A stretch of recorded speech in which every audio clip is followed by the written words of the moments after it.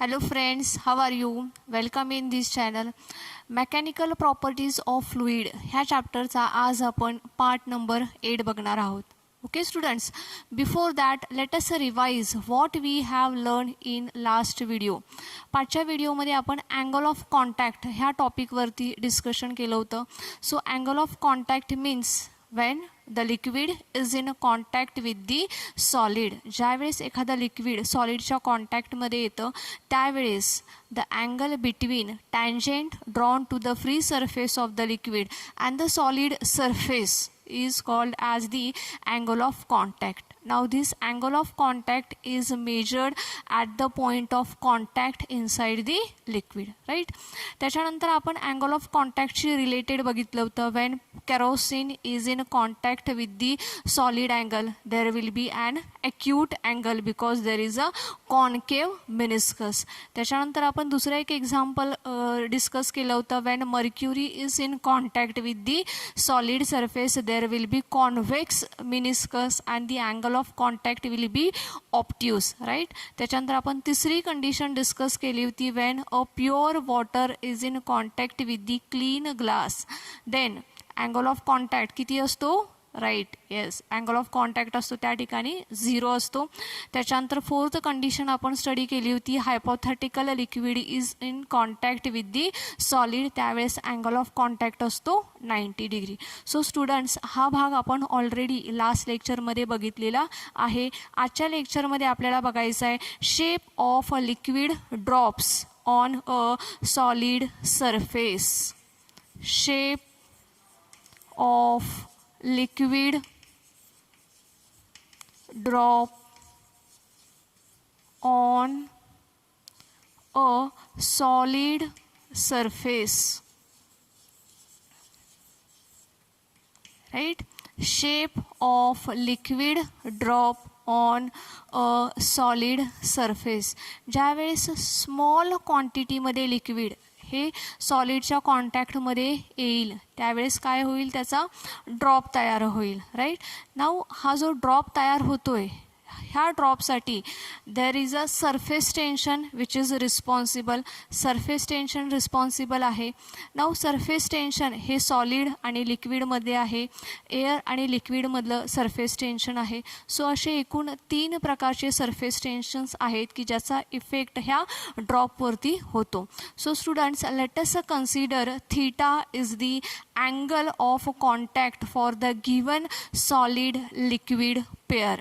When a small amount of a liquid is dropped on a plain solid surface, the liquid will either spread on the surface or will form droplets on the surface. Which phenomenon will occur depends on the surface tension of the liquid and the angle of contact between the liquid and the solid surface.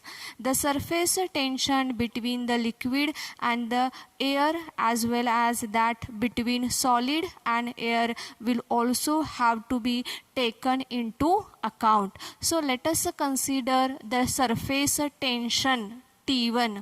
आपण काय करूया, 3 surface tension consider करूयात, T1, T2 and T3. Now T1 is the surface tension कोणामधलं आहे, between the liquid and the solid, right? So T1 is the surface tension. It is the force due to surface tension. Force due to surface tension between the liquid and solid. between liquid and solid. ठीक आहे, असंच आपण काय करूया, अजून एक surface tension consider करूया, T2. Now T2 is the force due to surface tension surface tension between air and solid. Air and solid. त्याचप्रमाणे अजून एक इफेक्ट होतो तो आहे T3 is the surface, it is the force due to surface tension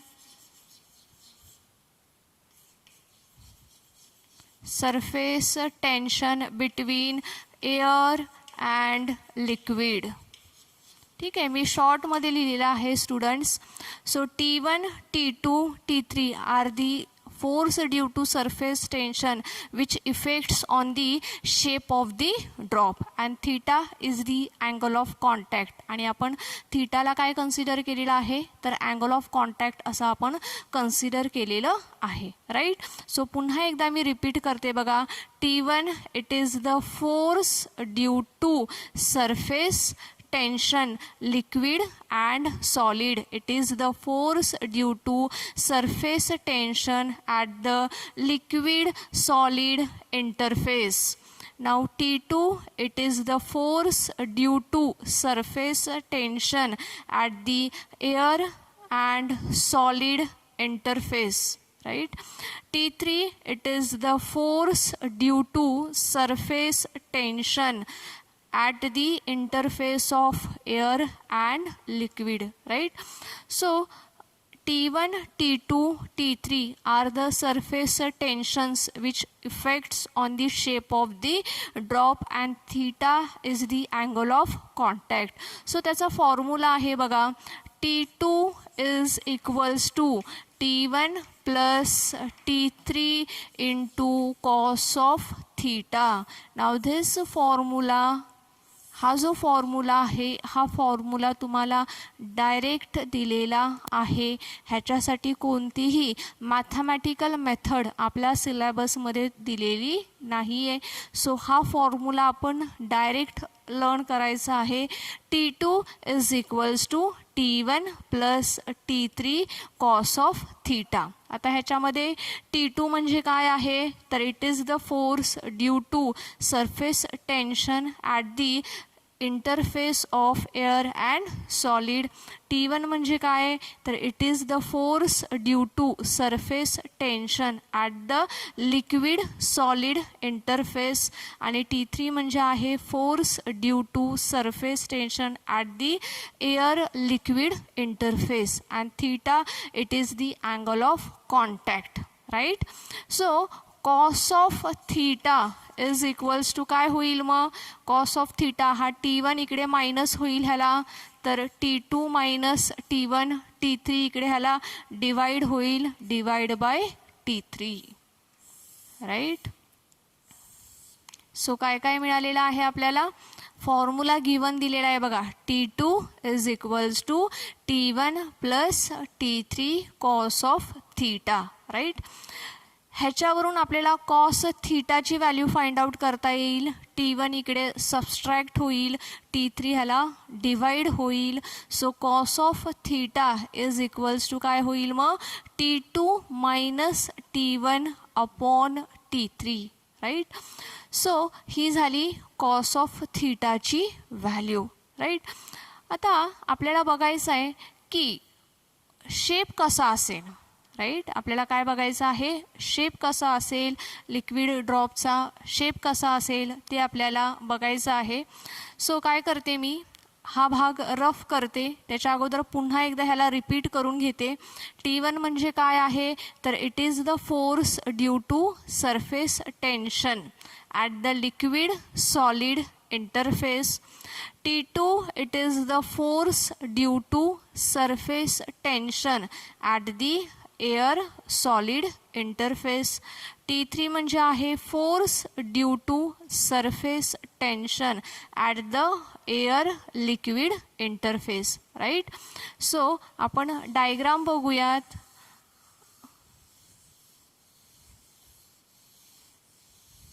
दोन conditions आहेत ह्याच्यामध्ये बघा.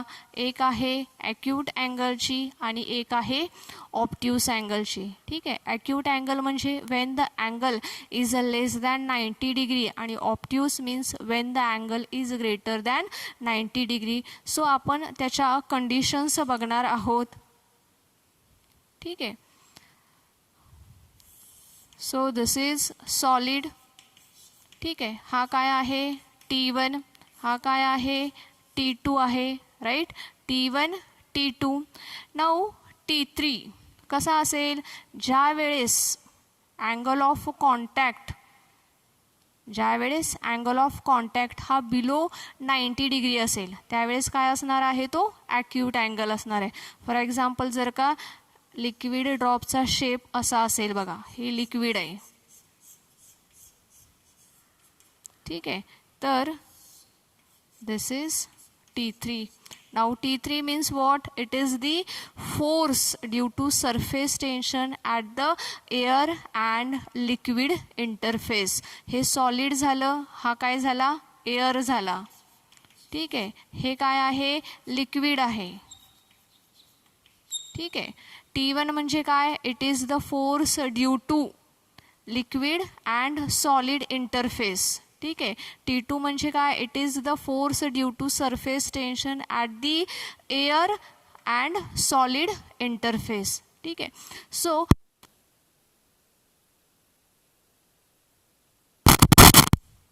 ह्या ठिकाणी जो अँगल ऑफ कॉन्टॅक्ट होतोय theta, that theta is called as acute angle. हा कोणता अँगल आहे, तर हा आहे ॲक्यूट अँगल.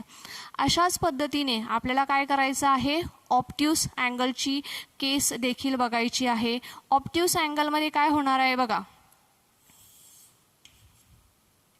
ठीक आहे. हा काय आहे T2, हा काय आहे T1. अगेन T1 म्हणजे काय, it is the force due to surface tension at the liquid solid interface. T2 means it is the force due to surface tension at the air and solid interface. आता काय आहे आपला obtuse angle. कशी असेल obtuse अँगलची condition बघा, shape of the drop अशा पद्धतीने शेप ऑफ द ड्रॉप असेल. This is liquid, this is air and this is solid ठीक आहे. तर मग दिस इज T3, हा काय आहे T3 आहे. So this angle theta is the obtuse. तर ह्या ठिकाणी कोणता अँगल असेल, ॲक्यूट अँगल असेल. तर ह्या ठिकाणी कोणता अँगल असेल, ऑप्ट्यूस अँगल असेल. लक्षात येत आहे सर्वांच्या. ह्या ठिकाणी काय आहे ॲक्यूट अँगल आहे आणि ह्या ठिकाणी काय आहे ऑप्ट्यूस अँगल आहे. सो स्टुडंट्स ह्याच्या वेगवेगळ्या कंडिशन्स आहेत, त्या कंडिशन्स आपल्याला बघायच्या आहेत. त्याच्यापैकी पहिली कंडिशन आहे when T2 is greater than T1, की ज्यावेळेस काय असेल T2 हा कसा असेल ग्रेटर दॅन T1. ज्यावेळेस T2 हा T1 पेक्षा मोठा असेल त्यावेळेस काय होईल, तर T2 minus T1 will be less than T3 ठीक आहे. काय होईल मग अशा वेळेस, T2 minus T1 is less than T3. आणि ज्या वेळेस T2 मायनस T1 हा T3 पेक्षा स्मॉल असेल अशा वेळेस cos of theta will be positive. Cos of theta काय होईल पॉझिटिव्ह होईल आणि जो अँगल असेल तो अँगल असेल ॲक्यूट अँगल. लक्षात येते सर्वांच्या, अँगल कसा असेल ॲक्यूट अँगल असेल ठीक आहे. सो आता सेकंड कंडिशन आपण बघूया. ही आपली फर्स्ट कंडिशन झाली. सेकंड कंडिशन अगदी ह्याच्या एक्झॅक्टली अपोजिट आहे. That means T2 is less than T1, की ज्या वेळेस T2 हा काय असेल T1 पेक्षा लहान असेल अशा वेळेस काय होईल मग, काय होईल T1 minus T2 is less than T3. काय होईल अशा वेळेस T1 मायनस T2 म्हणजे ह्याच्यापेक्षा T3 हा काय होणार आहे मोठा असणार आहे. So T1 minus T2 will be less than T3 होईल. सो असं ज्यावेळेस होईल त्यावेळेस काय होईल कॉस ऑफ थीटा बिकम्स काय होईल नेगेटिव्ह. कॉस ऑफ थीटा काय होईल? Negative. So cos of theta it will become negative. आणि ज्या वेळेस कॉस ऑफ थीटा हा नेगेटिव्ह होईल त्यावेळेस तुम्हाला जो अँगल मिळेल तो अँगल कोणता असेल? ऑप्ट्यूस अँगल असेल. बघा ह्या ठिकाणी ऑप्ट्यूस अँगल ह्या ठिकाणी काय झालेला आहे? T2 is greater than T1 झालेला आहे. असं झाल्यामुळे T1 मायनस T2 हा कोणापेक्षा लहान आहे? T3 पेक्षा लहान आहे. सो असं ज्यावेळेस होईल त्यावेळेस कॉस ऑफ थीटाची व्हॅल्यू नेगेटिव्ह होईल. आणि ज्यावेळेस कॉस ऑफ थीटा हा नेगेटिव्ह होईल त्यावेळेस तुम्हाला मिळणारा जो अँगल आहे तो अँगल कसा होणार आहे? ऑप्ट्यूस मिळणार आहे. पहिली कंडिशन बघा काय आहे? पहिल्या कंडिशनमध्ये T2 is greater than T1. T2 कसा आहे? T1 पेक्षा मोठा आहे. सो T2 मायनस T1 कसा आहे? T3 पेक्षा लहान आहे. सो कॉस ऑफ थीटा कसा मिळणार आहे तुम्हाला? पॉझिटिव्ह मिळणार आहे. आणि ज्या वेळेस कॉस ऑफ थीटा हा पॉझिटिव्ह असतो त्यावेळेस मिळणारा जो अँगल आहे तो कसा आहे? बघा ॲक्यूट अँगल आहे. राईट. त्याच्यानंतर तिसरी कंडिशन आपल्याला बघायची आहे. When T2 minus T1 is equals to काय आहे? T3. बघा T2 minus T1 is equals to काय आहे? T3. असं ज्यावेळेस होईल त्यावेळेस काय होईल? Cos of theta is equals to 1. Cos of theta काय होईल? 1. आणि कॉस ऑफ थीटा हा 1 कधी असतो? ज्यावेळेस theta is almost equal to 0. ज्यावेळेस थीटा हा काय असतो? ऑलमोस्ट इक्वल्स टू 0 असतो त्यावेळेस कॉस ऑफ थीटा आपल्याला काय मिळतो? 1 मिळतो. सो थीटा दिस टाईम हा थीटा कसा असणार आहे? ऑलमोस्ट 0 असणार आहे. त्याच्यानंतर आपल्याला फोर्थ कंडिशन बघायची आहे. When T2 minus T1 is greater than T3. ज्यावेळेस T2 मायनस T1 म्हणजे हा अंश हा छेदापेक्षा मोठा होईल त्यावेळेस काय होईल? Cos of theta will be greater than 1. आणि कॉस ऑफ थीटाची व्हॅल्यू कशी होईल? 1 पेक्षा पण मोठी होईल. But it is not possible. ठीक आहे. कॉस ऑफ थीटाची व्हॅल्यू ही 1 पेक्षा कधीही मोठी नसते. So it is not possible. So अशा कंडिशनमध्ये काय होईल? अशा कंडिशनमध्ये ड्रॉप फॉर्मेशन होणार नाही. जे लिक्विड आहे ते सॉलिड सरफेसवरती स्प्रेड होईल. लक्षात येते? जे लिक्विड आहे ते सॉलिड सरफेसवरती स्प्रेड होईल आणि कोणत्याही पद्धतीने ड्रॉप तयार होणार नाही आहे.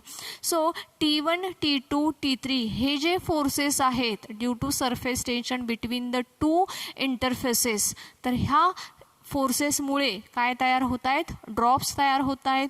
आणि अशा पद्धतीने मग आपल्याला त्यांच्यामधला अँगल कोणता आहे हे ठरवता येईल. सो स्टुडंट्स काय करूयात आपण? हे ज्या 4 कंडिशन्स आहेत ह्याला आपण एकदा पुन्हा रिवाईज करूया. ठीक आहे. तर आज आपण काय काय शिकलेलो आहोत? तर आज आपण बघतोय shape of liquid drop on a solid surface. ठीक आहे. सॉलिडच्या ज्यावेळेस कॉन्टॅक्टमध्ये मिनिमम अमाऊंट ऑफ लिक्विड येतं त्यावेळेस त्याचा काय होतोय? ड्रॉप तयार होतोय. मग ह्या ड्रॉपच्या वेगवेगळ्या कंडिशन्स आहेत, त्याचा वेगवेगळा शेप आहे, अँगल ऑफ कॉन्टॅक्ट त्याचा वेगवेगळा आहे, त्या आपण बघितलेलं आहे. मग ह्याच्यामध्ये बेसिकली आपण 3 फोर्सेस बघितलेले आहेत. Forces due to surface tension between the two interfaces. So T1 it is the force due to surface tension between the liquid and solid interface. Right. T2 it is the force due to surface tension at the interface of air and solid interface. T3 is the force due to surface tension at the air and liquid interface. ठीक आहे. So अशा पद्धतीने आपण 3ही forces बघितलेले आहेत. त्याच्यानंतर आपण formula बघितलेला आहे बघा. T2 is equals to T1 plus T3 cos of theta. आता स्टुडंट्स, हा जो फॉर्म्युला आहे, हा फॉर्म्युला तुमच्या टेक्स्टमध्ये डायरेक्टली दिलेला आहे. हा फॉर्म्युला आपल्याला डिराईव्ह करायचा नाही, ह्याच्यासाठी कोणतीही मॅथमॅटिकल मेथड त्यांनी दिलेली नाही आहे. सो ॲज इट इज आपण हा डायरेक्ट फॉर्म्युला घेतलेला आहे. ह्याच्यावरून आपल्याला कॉस ऑफ थीटाची व्हॅल्यू देखील काढता येते. ती कशी बघा, cos of theta is equals to T2 minus T1 upon T3. नाव T1, T2 आणि T3 ह्याच्यावरती लिक्विड ड्रॉपचा शेप डिपेंड्स आहे. मग त्याच्या वेगवेगळ्या कंडिशन्स आहेत. एकूण 4 कंडिशन्स आहेत बघा तुमच्यासमोर. त्याच्यापैकी पहिली कंडिशनला आपण रिवाईज करूयात. Wien T2 is greater than T1, त्यावेळेस काय होईल, T2 minus T1 will be less than T3. असं ज्यावेळेस होईल त्यावेळेस कॉस ऑफ थीटा काय होईल, पॉझिटिव्ह होईल. आणि जो अँगल आहे तो अँगल काय होईल, ॲक्यूट होईल. बघा इथं तुमच्यासमोर डायग्राममध्ये काढलेला आहे. T1, T2 आहे, हा सॉलिड आहे, लिक्विड आहे, T3 एअर. सो हा जो अँगल आहे तो अँगल आहे ॲक्यूट अँगल. त्याच्यानंतर आपण सेकंड कंडिशन बघितली आहे बघा, T2 is less than T1, ज्यावेळेस T2 हा काय आहे, T1 पेक्षा लहान आहे. अशा वेळेस cos of theta is equals to काय आहे, 1 आहे, right. Okay, sorry, T1 minus T2 is less than T3 आहे. अशा वेळेस कॉस ऑफ थीटा हा काय आहे, नेगेटिव्ह आहे. आणि अँगल कसा होतोय, ऑप्ट्यूस होतोय. बघा इथं second condition, T2 is less than T1. So T1 minus T2 is less than T3. So cos of theta negative झालेला आहे आणि अँगल ऑफ कॉन्टॅक्ट आहे ऑप्ट्यूस. त्याच्यानंतर तिसरी कंडिशन आपण बघितली होती, when T2 minus T1 is equals to T3 असेल त्यावेळेस कॉस ऑफ थीटा काय होईल, 1 होईल. आणि ज्या वेळेस कॉस ऑफ थीटा हा 1 असतो त्यावेळेस theta is nearly equal to 0 असतो, राईट. त्याच्यानंतर आपण फोर्थ कंडिशन बघितली होती, T2 minus T1 is greater than T3, त्यावेळेस कॉस ऑफ थीटा हा काय होईल, 1 पेक्षाही मोठा असेल. But it is impossible liquid, and in this condition liquid is spread over the solid surface and drop shall not be formed. आणि कोणत्याही पद्धतीने हा ड्रॉप तयार होणार नाही in this fourth condition. So students, आजच्या लेक्चरमध्ये आपण shape of the liquid drops बघितलेला आहे. आज आपण इथेच थांबूयात. ह्याचा पुढचा भाग आपण आपल्या नेक्स्ट व्हिडिओमध्ये बघणार आहोत. Thank you students, have a nice day.